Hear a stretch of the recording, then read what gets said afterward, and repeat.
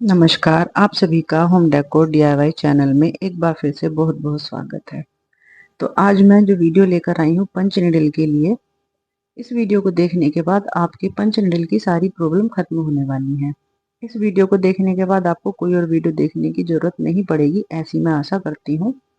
तो देखिए, जब हम पंच नीडल खरीदते हैं तो कौन सी नीडल खरीदें, या फिर जब हम ऊन कौन सा वाला धागा इसमें यूज करें, या फिर हम कपड़ा कौन सा वाला लें, हमारे दिमाग में हजारों क्वेश्चन होते हैं। तो उन सभी क्वेश्चंस के आंसर मैं आप लोगों के लिए लेकर आई हूँ कि हमें पंच नीडल कैसे यूज करनी है, कौन सी ऊन लेनी है, किस तरह का हम कपड़ा यूज कर सकते हैं। तो चलिए शुरू करते हैं वीडियो को। तो सबसे पहले मैं लूंगी खादी वाला कपड़ा।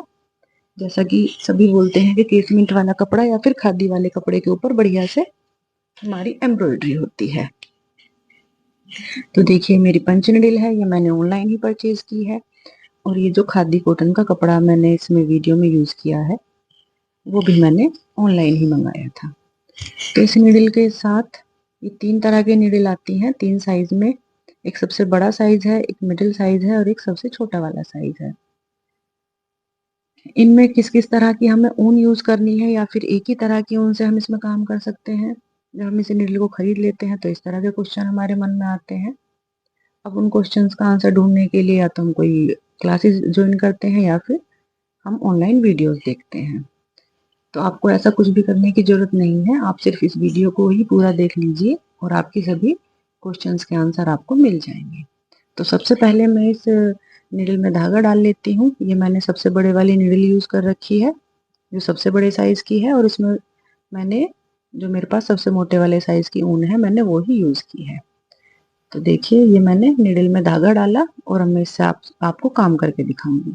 लेकिन उससे पहले मैं थोड़ी सी ऊन को इस तरह से गोले के ऊपर से उधेड़ लूंगी, क्योंकि जब हम काम करेंगे तो हमारे धागा जरा भी रुकना नहीं चाहिए, टाइट नहीं होना चाहिए, नहीं तो क्योंकि इसमें फंदी वगैरह तो कुछ लगती नहीं है, तो धागा साथ के साथ हमारा उधड़ने लगता है।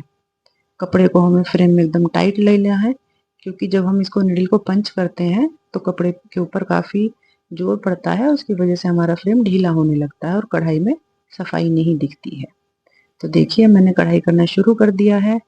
नीडल को अंदर की तरफ पंच करते हैं, हल्का सा हाथ को ट्विस्ट करते हैं और अपने नीडल को चलाना शुरू कर देते हैं। तो देखिए, आप देख रहे हैं कढ़ाई आ रही है, लेकिन कढ़ाई में अभी भी उतनी नीटनेस नहीं है जितनी की होनी चाहिए। तो इसमें यहाँ क्या कमी है कि धागा अभी सही तरह से नीडल में डला ही नहीं है। तो धागा सही तरह से किस तरह से डलेगा नीडल में, मैं वो आपको दिखलाती हूँ। ये देखिए, नीडल के अंदर एक होल है अभी भी, जिसके अंदर से धागा हमने नहीं डाला है। ये देखिए, ये यहाँ से इस तरह से भी हमें ऊन को इस वाले होल से ले जाना है, तभी हमारी नीडल के अंदर अच्छे से धागा डलता है। ये देखिए, ये है सही तरीका सुई में धागा डालने का। अब मैं कढ़ाई करके आपको दिखाऊंगी। अब दोनों कढ़ाई में आप ही अंतर देख लेना कि किस तरह से अंतर दिखता है। जब हम शुरू शुरू में निडल चलाते हैं तो टाँके आते ही नहीं है, क्योंकि हमें सही तरह से, एक तो हमें प्रैक्टिस नहीं होती है, दूसरा हमें थोड़ा सा नॉलेज भी कमी होती है कि निडल किस तरह से काम करती है। लेकिन आपके साथ ऐसा नहीं होगा, क्योंकि आपके लिए मैं ये वीडियो लेकर आई हूँ जिसमें मैं आपके सभी क्वेश्चंस के आंसर देने वाली हूँ। तो देखिए, अब मेरी निडल एकदम सही से काम कर रही है, और ये देखिए पीछे की तरफ कितनी प्यारी सी एम्ब्रॉयडरी बनने लगी है। तो मोटी वाली ऊन एकदम सही काम कर रही है, तो मैं दूसरी वाली नीडल यूज करके देखती हूँ। ये जो मेरी नीले वाली ऊन है, ये येलो ऊन से थोड़ी सी पतली है, और अब मैं दूसरे नंबर वाली सुई ही यूज करने वाली हूँ, जो कि मेरी थोड़ी सी पतली है। इसमें भी बिल्कुल उसी तरह से हम धागा डालेंगे जैसे हमने येलो वाला डाला था। धागा डालने का तरीका यही रहता है। और ये देखिए, मैं आपको एम्ब्रॉयडरी करके दिखाती हूँ। अब आप सोच रहे होंगे कि एम्ब्रॉयडरी तो हो नहीं रही है। जब मेरे साथ ऐसा हुआ था तो मैंने भी यही सोचा था कि भाई कढ़ाई तो हो ही नहीं रही, अब क्या करूं। मैंने तो जैसे पहले किया था बिल्कुल सही वही प्रोसेस यूज किया है, बिल्कुल उसी तरीके से मैं वही कढ़ाई कर रही हूँ, लेकिन ये क्यों नहीं हो रही है। तो मुझे बहुत बाद में जाके समझ आया, काफी माथापच्ची करने के बाद, कि भाई ये जो मेरे जो ऊन है ये निडल के अंदर से थोड़ा सा मतलब फ्लो से नहीं आ रही है, मतलब ढीली नहीं है, ये थोड़ी सी अटक अटक के आ रही है, जिसकी वजह से क्या होता है कि जब मैं निडल को ऊपर की तरफ लाती हूँ तो मेरा धागा उधड़ जाता है। तो ऐसा नहीं होना चाहिए। तो उसके लिए देखिए, ये मैंने और भी बारीक वाली ऊन ले ली है। अब मैं इस वाली ऊन को इसमें निडल में यूज करके देखूंगी कि इस बार मेरी एम्ब्रॉयडरी होती है कि नहीं होती है। तो देखिए कितने आराम से धागा इसमें, मतलब धागा इससे निडल से निकल कर आ रहा है। अब मैं कढ़ाई करके देख लेती हूँ, और आप देख रहे होंगे कि कढ़ाई भी अच्छे से हो पा रही है। तो कुल मिलाकर मुझे क्या समझ में आया था कि निडल में जो हमें ऊन लेनी है या धागा लेना है वो निडल से मतलब कम साइज का लेना है। ध्यान रखना है कि धागा अटक कर ना चले सुई के अंदर से, एकदम बड़े प्यार से निकलता हुआ है जैसे मक्खन की तरह। इस तरह से धागा निकलते हुए आना चाहिए, तभी वो नहीं उधड़ेगा, नहीं तो आपकी एम्ब्रॉयडरी बराबर उधड़ती रहेगी। और ये देखिए, चलाने का सही तरीका यही है कि नीडल को पंच करिए और हाथ को हल्का सा ट्विस्ट करिए। ट्विस्ट करने से क्या होता है कि नीचे की तरफ से एक लूप जैसा बन जाता है, उसकी वजह से ये धागा उधड़ता नहीं है, हमारी एम्ब्रॉयडरी जो की त्यों बनी रहती है, खराब नहीं होती है। वरना क्या होता है कि इस वाली एम्ब्रॉयडरी के साथ एक दिक्कत होती है कि एक धागा अगर पकड़ में आ जाए तो सारी की सारी एम्ब्रॉयडरी उधड़ के हमारे हाथ में आ जाती है। तो ऐसी सिचुएशन हमारे साथ ना हो, हमारी मेहनत खराब ना हो, तो इसीलिए हमें हाथ को हल्का सा ट्विस्ट करते हुए भी अपनी एम्ब्रॉयडरी करनी चाहिए। तो अब मैं तीसरी नीडल अपनी यूज करके देखती हूँ कि इसमें कौन सा वाला धागा डालेंगे। अब मेरे पास इससे पतले वाली ऊन तो है नहीं, तो मैं इसी वाली ऊन को इसमें डालकर देख लेती हूँ कि ये इसमें काम करती है या नहीं। वैसे तो इसमें भी एकदम आसानी से धागा निकल रहा है, लेकिन एक बार यूज करके मैं आपको दिखा देती हूँ। ये देखिए, जो सबसे पतले नंबर वाली सुई है वो भी यहाँ पर अच्छे से काम कर रही है, क्योंकि ये धागा दोनों सुई के अंदर से ही बड़े आराम से निकल रहा था बिना किसी प्रॉब्लम के। और ये देखिए, इस तरह से कढ़ाई हमारी हो रही है। तो यहाँ मुझे ये समझ में आया कि निडल कोई सी भी हो, बस धागा उसके अंदर से बड़े आराम से फिसलते हुए आना चाहिए, कहीं भी वो अटकता हुआ नहीं आना चाहिए। इस चीज का ध्यान रखेंगे तो कोई भी पंच नीडल खराब नहीं है, कोई भी पंच नीडल सबसे अच्छी नहीं है। सभी नीडल एक ही तरह से बनी होती हैं और सभी नीडल अच्छी हैं। तो फिर एक क्वेश्चन आता है कि भाई अब कपड़ा कैसा वाला ले लें, कढ़ाई करें तो कौन से वाले कपड़े पे करें, केसमीट का कपड़ा खरीदें, खादी कॉटन का कपड़ा खरीदें। ये देखिए, मेरे घर में पड़ा हुआ पुराना पॉलिस्टर का कपड़ा है और मैं इस पर कढ़ाई कर रही हूँ, और आप देख पा रहे होंगे कि बढ़िया से कढ़ाई मेरी हो भी रही है, क्योंकि कपड़े की दिक्कत है ही नहीं, दिक्कत है सिर्फ निडल से धागा निकलने की। ऊन हमारी फ्लो से निकलनी चाहिए, बाकी कपड़ा हम कोई भी लें उससे कोई फर्क नहीं पड़ता है। देखिए, मैंने पतले वाली ऊन से इसमें एम्ब्रॉयडरी करके देखी है, तो ये भी मेरी अच्छे से हो पा रही है, यहाँ भी कोई प्रॉब्लम नहीं है। तो कपड़े की तो प्रॉब्लम सॉल्व ही हो गई है, किसी भी कपड़े के ऊपर हम पंच नीडल यूज कर सकते हैं। ध्यान सिर्फ हमें धागे का ही रखना है, और धागे उधड़ ना जाए। ये धागे आपको ऊपर की तरफ दिखाई दे रहे हैं, इन्हें किस तरह से छुपाना है, या फिर इन्हें काटना है, या फिर इन्हें कुछ अलग तरीका कोई यूज करना है ताकि उधड़ ना जाए। इस क्वेश्चन का आंसर मैंने इससे पहले वाली वीडियो में दिया है, अगर आपको सही लगे तो उस वीडियो को जरूर देखिएगा, वो वीडियो भी आपको जरूर पसंद आएगी। अरे देखिए, पीछे की तरफ कितना प्यारा सा लुक आ रहा है। ये कढ़ाई हम दोनों तरफ से यूज कर लेते हैं, अपनी मर्जी होती है कि टाके को हम किस तरफ से सीधा समझें या हम अपना डिजाइन किस तरह से बनाते हैं।